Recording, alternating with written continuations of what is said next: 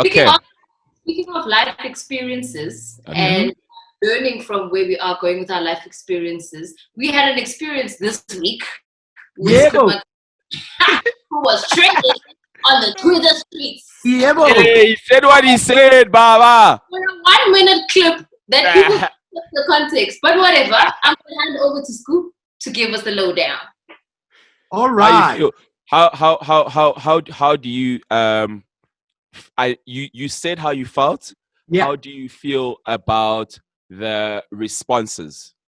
I actually don't know. I don't know what actually was, Yeah, because you're not on against Twitter, myself which too. is great. I'm not I on love that. Twitter, you know, Mm. and to be trending and I'm not even using my account was really bogus and If that's crazy, not influence, then I don't know. you know. And Just saying. I don't even want to adorn that influence coat, because it's going to seem like now we're saying things for clickbait. No, no, And no. We're having a chat as we're speaking on the phone. Fuck that shit. yeah, no, I'm just clearing it up for people listening, Speedster, because me Sure. and you might have be on the same page, but people that are listening might not be, you know. So I'm just Sure. clearing it up for them, and even the artist might feel sometimes, or is he saying this because he's being honest, or is he saying this just to rile up people? And I just wanted to clear that up. Like, I don't even want to wear that influential. Nah. But it was really shocking because the episode went out on Tuesday. Yeah. Mm.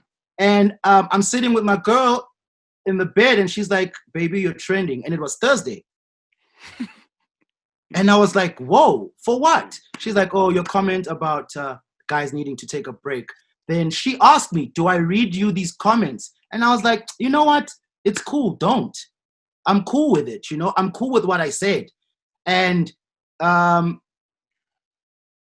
what I would like to elaborate on is why I said what I said. And even though I was very clear about the way I said things, I just think that I could extend it a bit further. A lot of people might not know that I just don't come from a position of just commentating and doing the podcast. Like, I'm a real big fan of the artists, especially the three artists that I mentioned. You know, I got my Dakar hoodie over here, B. Like, I got it. Like, I got it. Like, I'm down with niggas. And I'm showing this because I'm trying to show you my fandom for these people. You know what I'm saying? And I'm gonna start with Casper and AKA. Questa and AKA. This is the Casper fill up. You understand? This is my hip hop mural in this house. My refueler was taken a long time ago. Otsolo fan. But what I want to say is this. Corona. Coming from a fan's point of view, where I have a deep relationship with the three people that I've mentioned, I might not talk to Casper and Questa all the time, but I have said nothing but positive things every time that I've interacted with those two gentlemen, whether it be in personally or whether it be on the phone. However, my opinion and my observation is what it is, because that is how I feel. I do feel after 10 years of being here, some things can get a bit formulaic, some things can get a bit routine. And after the whole time, I do feel like the artists can feel comfortable, because we're living in Instagram where you can just say a thing or do something and you'll get your likes, you'll get your validation. And that's fine.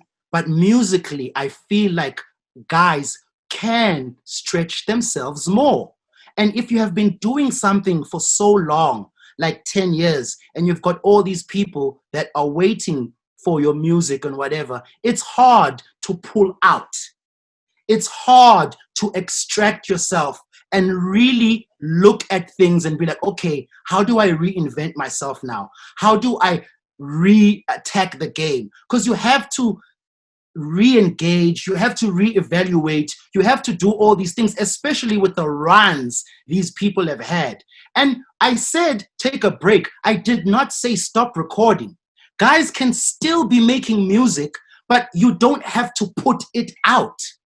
It could be I was reading another book called The Tipping Point. The Tipping Point is about when underground culture becomes pop culture, the time when things tip over.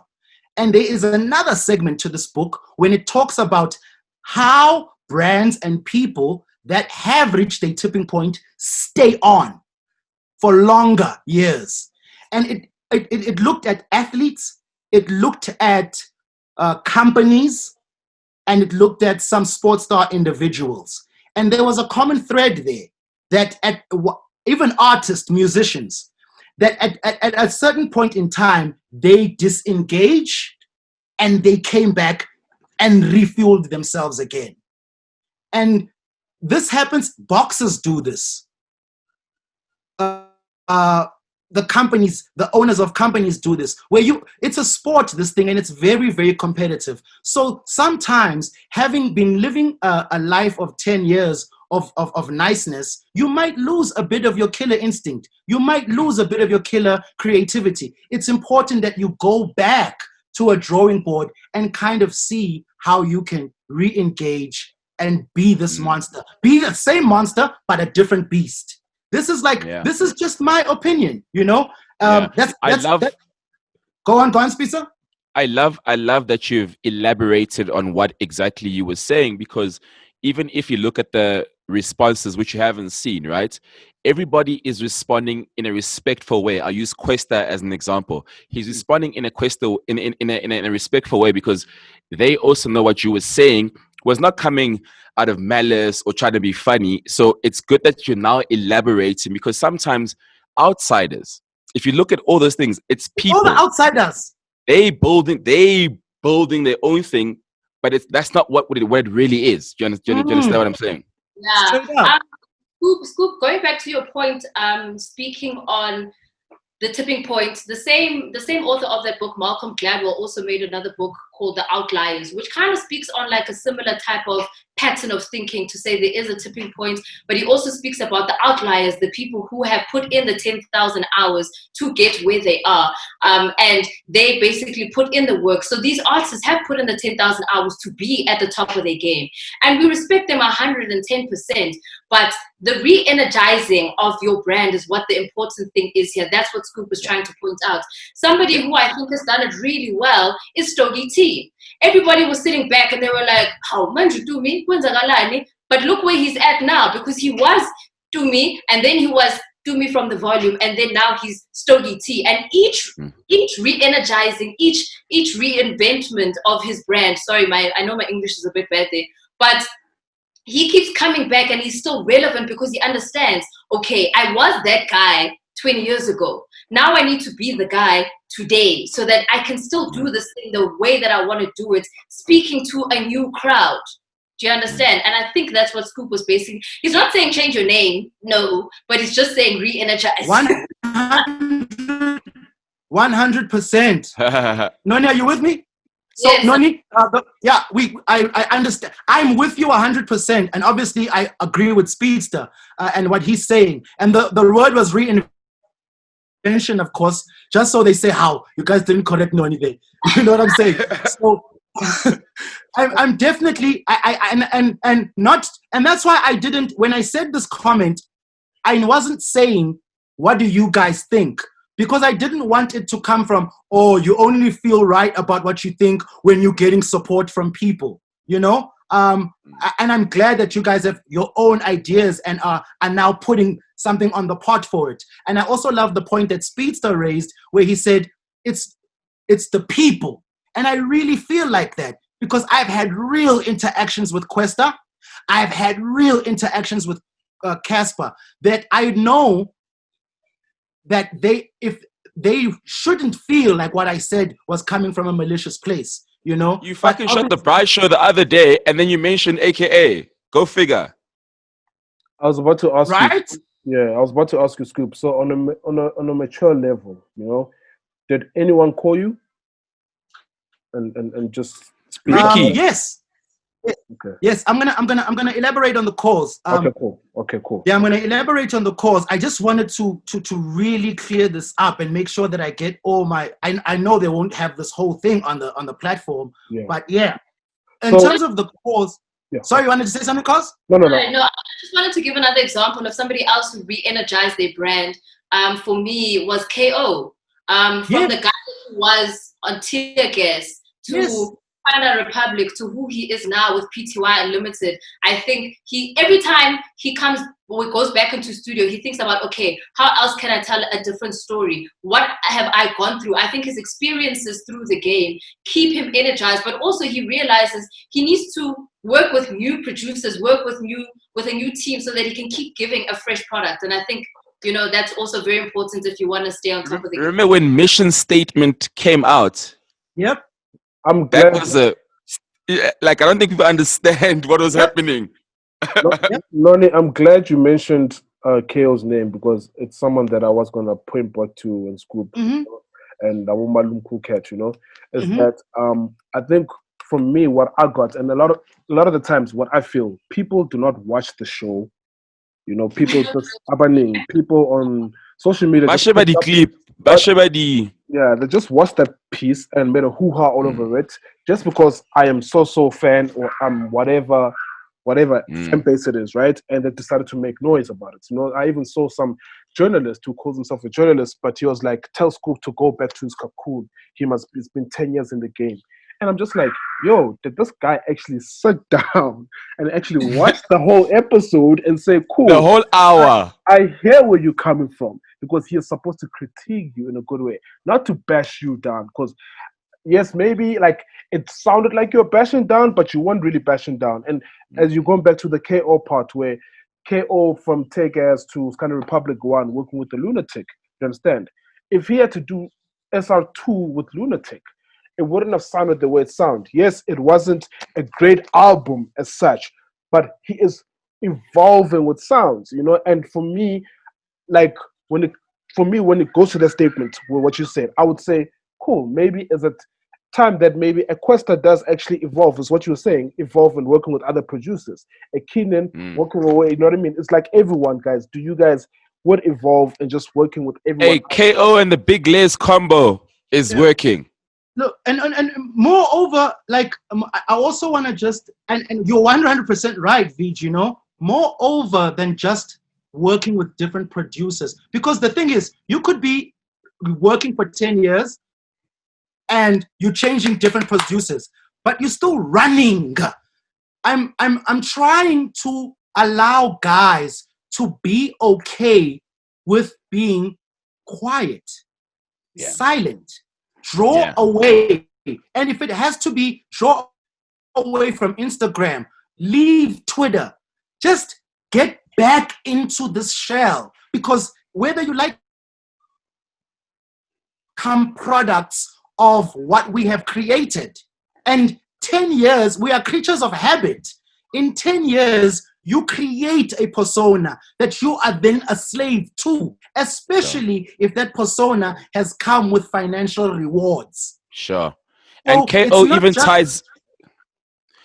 even ties into our earlier conversation because he's got Scan the World in all the 88 Studios shops. Nothing to do with music. An entity that's going by itself. And KO, Stogie, and Ricky. Remember when Ricky took his 5-month sabbatical? These. So I didn't want to mention the artists because then it might feel like we are pitting these artists against the ones that have got it right. I didn't want it to be that, but examples have to be made so that people know we are just not picking things. And another thing is, like you say, Viji, I don't think people do watch the show because the amount of props we've given, especially to Aquesta, the amount of props we've given to a Casper. Can you hear me? Yo, what's going on, Speedy? Yeah, I can hear you. Nothing. The amount of props that we've given. I feel kind of like I don't know how to feel about it, but I want to say to guys that if you are going to expect us to sit in these chairs and do this show and only clap for you, I think you are highly mistaken.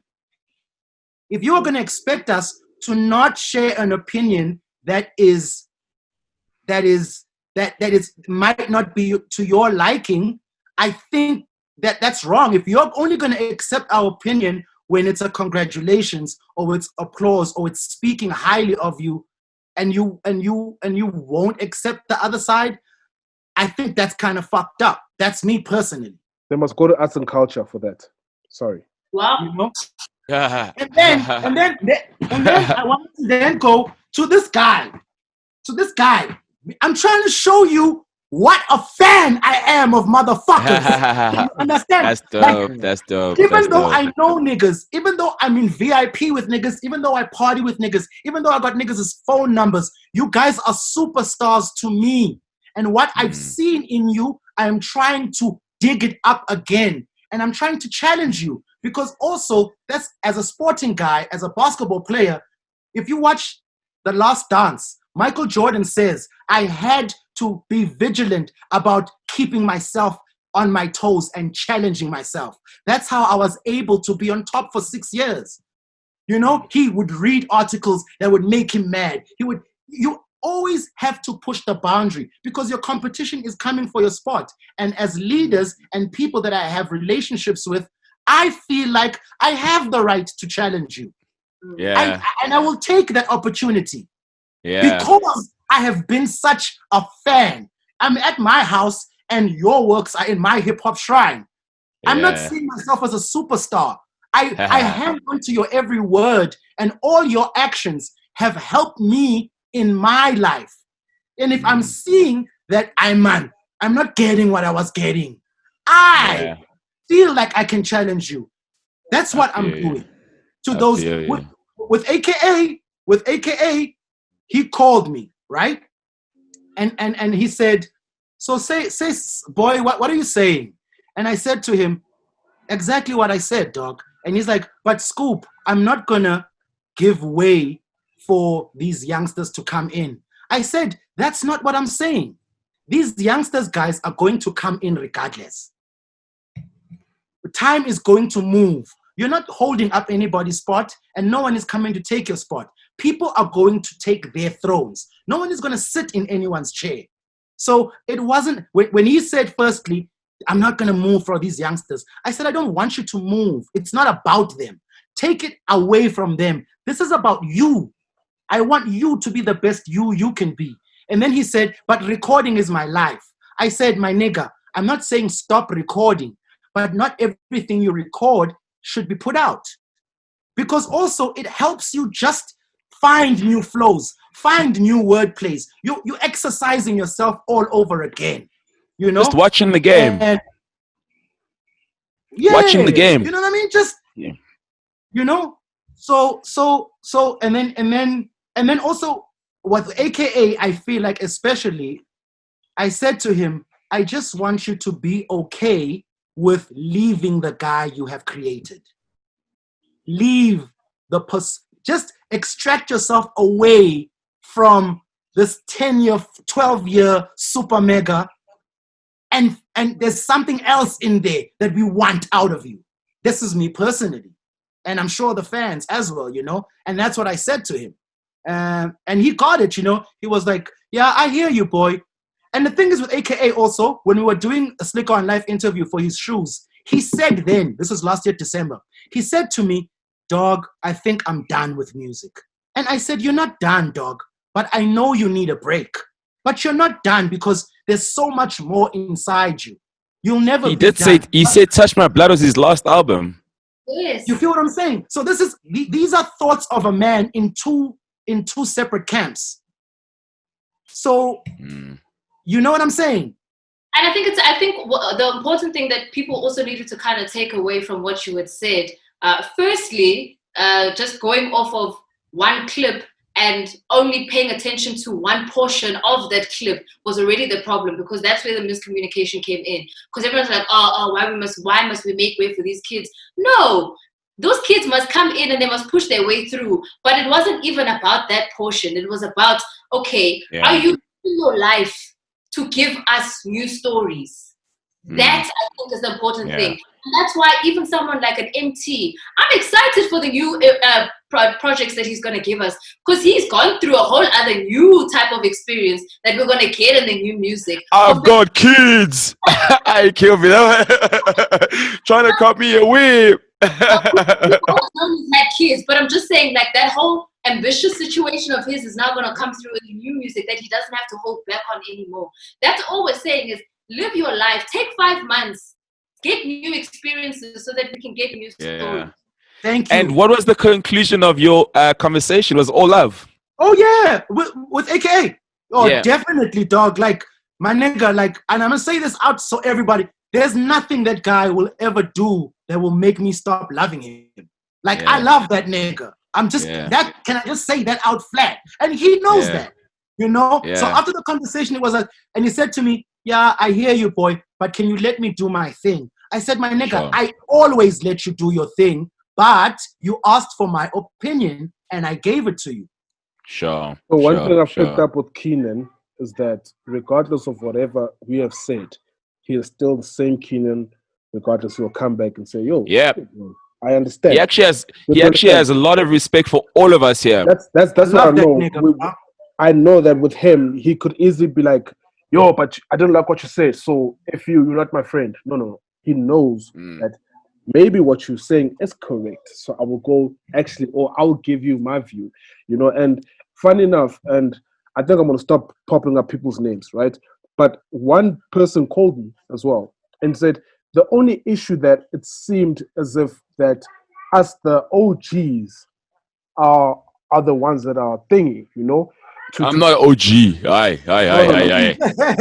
No. He said us, the names that were called. It's like, it seems like us that we're the OGs, we're the ones that are doing things wrong.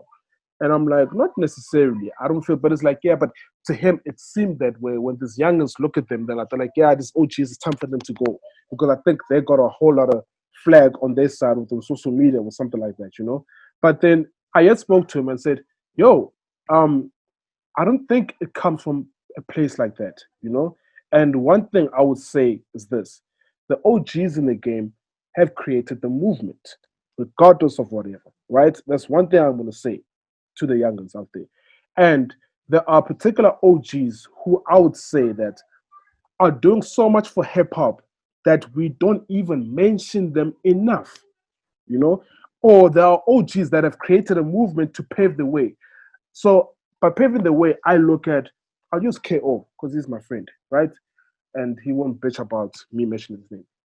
So he is somebody who will probably say, I opened up the doors for the Kid X's and the Zingers instead. And I did Cast Time Fame, Cast Time Live, you know what I mean? Now it's Kinderworld. I'm opening up doors for the Low Keys, you know, and there's another artist who the Low Keys are dope, yo. You know what I mean? It's one of those things where like, yo, you guys have paved the way. And I came back and said, damn, what actually happened to Ace of Hip Hop? And we're discussing, and I'm like, I feel to the point of, yes, us as well, you know, the commentators, that it doesn't have a voice anymore. It doesn't have. And this is where I come back to I know someone was saying, yo, Slicker on Live, what I said was bad. And I was like, yo, but we need those voices of hip hop, because that was the whole movement when people showed the love. And by movement, I don't mean it's a whole crew. No, I mean everyone. From the moment where DJ Spoo would play the song 5 times just because it's a hip hop song, like, yo, Uzile Lentwana, yo, can you feel this? You know what I mean? It's not as exciting. Even goes as far as getting fired and shit for that kind of stuff. Yeah, you know what I mean? Like the fresh of this world, because it was a movement. And particular people in the background, there are Delicious, more Sunshine, you know, people working for brands who are like, yo, we're fighting for this thing because we understand and we believe in it, you know? And that's what I'm not getting with where we are right now, where guys have been releasing so much, but it's not landing. And you know what I mean? And it goes back to, it even goes back to a small, as a DJ, you know, we would speak about other genres and open format DJs on the show previously. And again, the people would make it seem like, oh, these guys hate piano, they hate other DJs, whatever. No, all we're saying is that there's a bigger picture that we're all working towards, which is South African hip hop. So yes, I may not be your favorite DJ because I'm not playing your favorite song or whatever, because I'm playing you a new song. There's a bigger picture. It's not about me. South African hip hop lost it when it started sounding American. And I will say this, and sorry, I'm going to say this. There are guys, you know what I mean? We don't give enough credits to the Zakwes, to the Cool Cats, you know what I mean? Because there are guys who we praise so much. But it's for me, it's one of those things that those guys who are actually making the South African sound that resonates with the people. So here's put on platforms enough.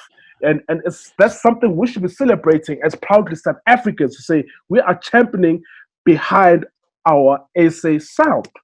Yeah. So Vigi, how do we get to a middle ground? Because are you someone like a Frank Casino, for instance, right? And he always says to me, he says, Speedy, I am not thinking South African. That's why you may think my music is not Vernac or South African, because I am not trying to relate to South Africa. I am actually trying to make it in the world. Yes, I'm from South Africa, but the music, you mustn't listen to my music and be like, oh, it's from South Africa. You must be able to listen wherever you're from and be like, that's good shit. But you see, the I don't think people want you to sound South African by virtue of rapping. Yeah. Vernac. You don't have to rap in Vernac. You don't have. AKA doesn't rap in Vernac. Yep. He raps in South African sound. He's got nuances that relate to South Africa. You understand? Sure. So I don't think the thing of, okay, you need to hear me, so by virtue of that, I'm not going to say anything in Zulu. No. I just think you need to at least have a geographical sound that people can relate to. Even if you are a UK grime rapper, because of the sound, I automatically know that you're from the UK, still rapping in English, but it's that nuance that comes from the UK that you'll only get in the UK. Do you understand? Sure. So I think that's what people, that's what Vigi might be alluding to, is that you still need to have that identity that people can connect with. We had this conversation last week when we were speaking about Kid and Burner, and how Scoop felt that Burner was diluting himself to sound like the world, as opposed to sounding like the guy that put him on the platform in the first place. So you don't rap in Vernac. Just make sure you give a nuance so people know. Just bring it home, bring it back home, and open up doors and inspire the ones that are looking. I think AKA does it the best. Yeah, AKA does it the best. He does. Like a fish and chips, all those small little words. He really, AKA really does it very, very well. And obviously also it sticks out because he can't go to Vernac. He can, and he does, but he's colored, but he does it exceptionally well. And I wanted to add something on what Vigi's saying. You are 100% right, Vigi.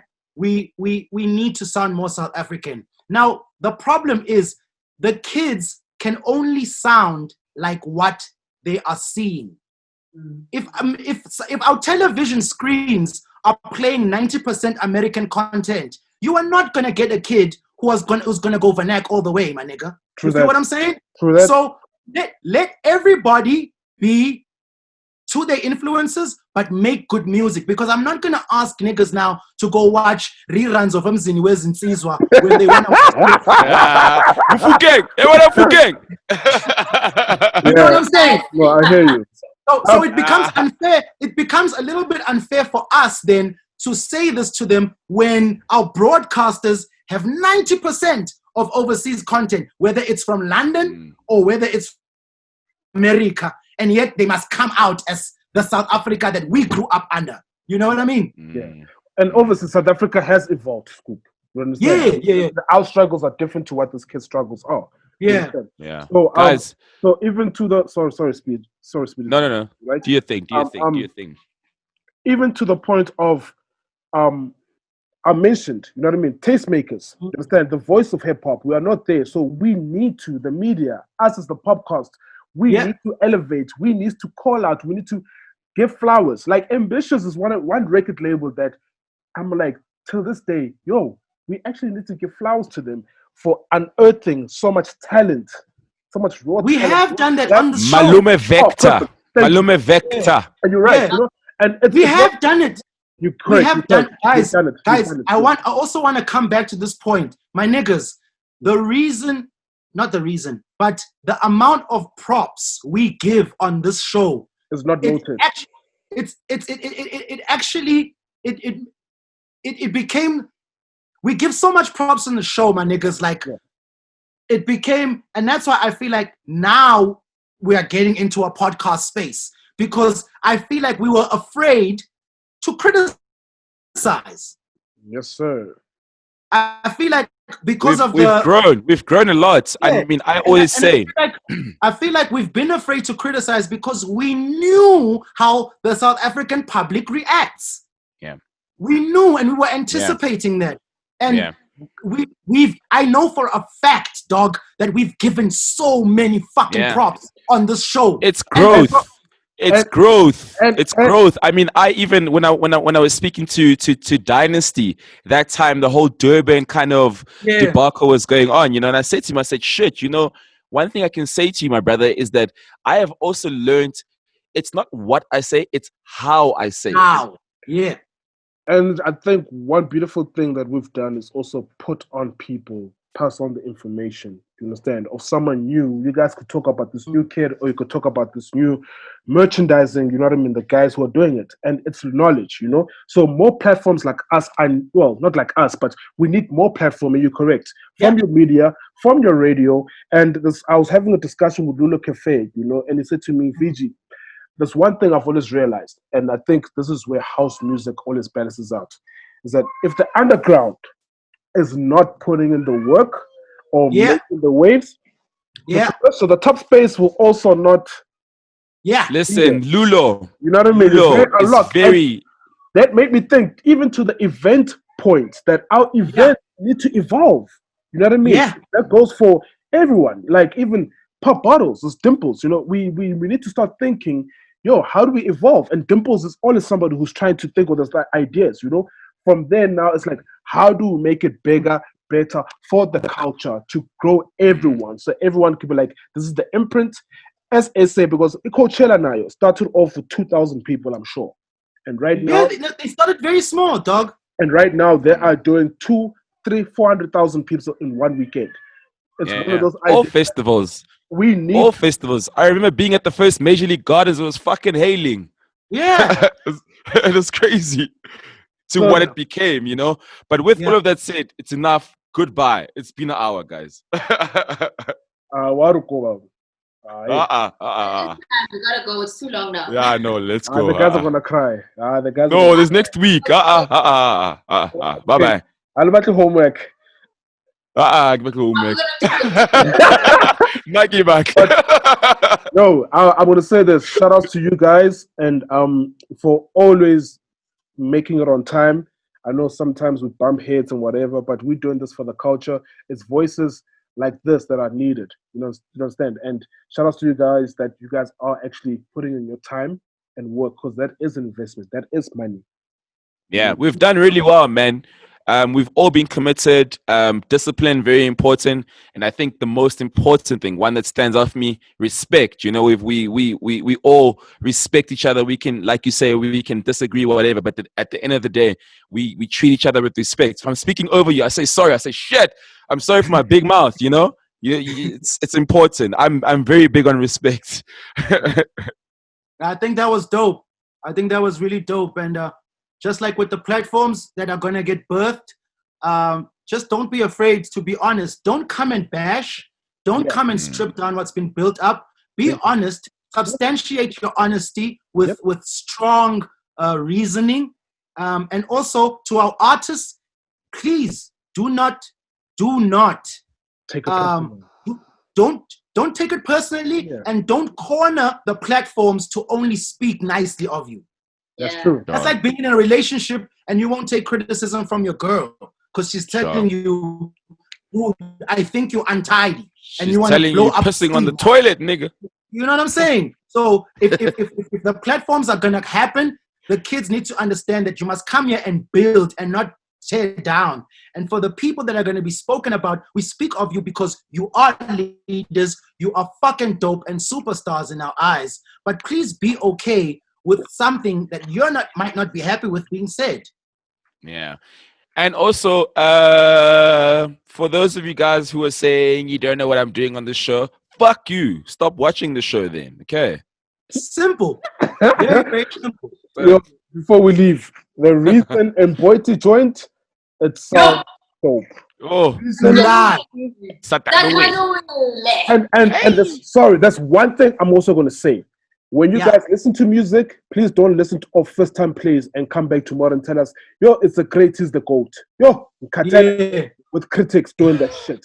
Please Yeah. listen to it, understand it, decode it, and come back and tell us.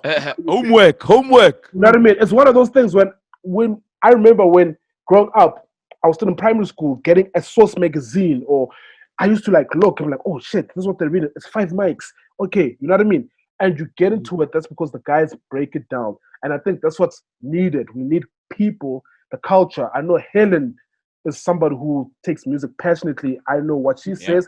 I take it seriously because I don't even speak to her, but ABNC. So we need. I have a lot of respect for Helen. I love her journalism. Very, very good. Huge respect. Shout out to Helen. Respect. Then also shout out to Touchline. I heard some amazing hits coming your way. Yeah, guys. Okay, bye. Yeah. No disrespect to Touchline, but bye. Yeah, you were touching obviously with something that's really of importance that happened with SA Hip Hop, and Noni will probably just raise it up, to Scoop. I want to learn. Yeah. We needed to include this because it was such a special moment for hip hop. Obviously, we all know that Yanga dropped to Tatako, and that was also his song that he was like, okay, I'm giving the game one more shot. Here's my song. And then it came through and it was a hit. But he also gave a very important shout out to King Darling Yebo. And the king himself recorded a video because I think his kids or somebody in his family played the song for him and showed him that he was getting a shout out. And he then recorded a video and said, Yanga, we hear you. Thank you so much for the shout out. I think that was, mind blowing. That's the first time I hear that happening in hip hop. It's never happened in hip hop. Yo, VG, that light on your face, dog. Come back, come forward. That right there, that's what life is about, my boy. That thing right there. Boy, it's all the 7 colors of the light on your face, dog. All the 7 colors of the light on your face. That has a big meaning. But I digress. Thanks, man. Tell us about the king. Yes, dog. Inkosi uDalingebo, umthomkhulu from the Eastern Cape, who was in prison, by the way. Remember he went to prison? Yes, I remember that. Yeah, during the Zuma tenure of presidency, they had some sort of a misunderstanding somehow that got him into prison. He just came out. So obviously he couldn't engage when he heard the song. But as he came out, what more wonderful welcoming home present than to find that one of your own kids from the Eastern Cape was speaking about you on a platform like hip hop. And also what I love is the hair. Did you see what this? That's so hip hop, man. Like we cheeky out here. That's so hip hop. Yanga, you took us to another level, man. Yo. That was so dope because you know how Yanga's always been about the crazy hairstyles. Remember there was that where he had the dumped body that he had. So I was like, I clearly telling I was really connecting with Yanga because they know allergies. Yeah, so shout outs to Yanga. Shout outs to Yanga for making that song. Shout outs to Yanga. And that's another guy who stays so South African but so international. I was about to say, that's South Africa. That's our sound. I love Babs. I've professed so much about it. I tweet about it almost all the time. I mean, not tweet, I Instagram it. But anyway, but shout outs to him for making that song and again putting that word in there and allowing hip hop to live in areas where it could have never reached. And now what that's going to do now, going to elevate people to research who King Darling is. Because not only of him mentioning him in the song, but also just the shout outs. Now people are interested to say, why was he so important for Yanga to put him in the song? So that's Tamaku. See, that's hip hop now. I've gained knowledge. That's what I appreciate about it because now I know of something and it's, as you're saying, it's spread it out and that is hip hop for me, personally. Shout outs, my nigga. Thanks, guys. Thank you so much, guys. I love you. Love you too, guys. Cheers. Sup.